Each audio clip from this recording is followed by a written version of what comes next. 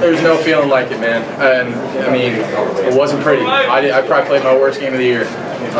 Just right now, feeling walking off the field. But man, I mean, we willed that game. We talked about it early in the week, man. So we're gonna have to will ourselves to win this game. Like, there's no way we're gonna be able to lose. Like, and that was the way we played, man. The defense stepped up. I mean, two huge stops, man, right on the goal line.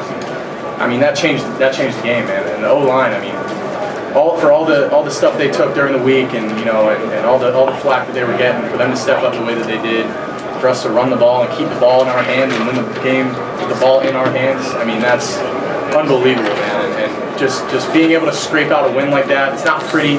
You know, they're a good football team. I do believe that, and they did some good things. I did some bad things. You know, I believe if you know you take away the pick and the turnover in the end zone, it's probably like 28-3 going in half. It's a different game, but man, we willed ourselves to win that game. I can't give enough credit to my teammates. They bailed me out. You know, it's just winning a game like that, man. In my home state, it's unbelievable. Well, you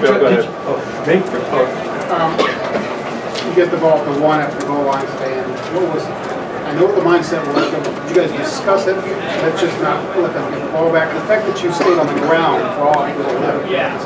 How important step was that was huge. We willed ourselves to win that game. That was.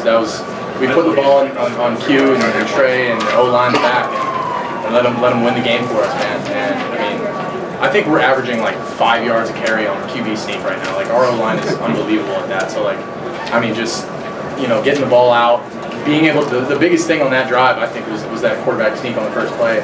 Getting the ball out to the 5-yard line from the 1 on a QB sneak is huge. And that we always talk about getting it out past the 5, and then another couple big runs by Q and Trey, and man, that was huge. That was huge. Awesome. Well, you keep talking about you certainly would like to play better. Yeah. What was your mindset after the interception?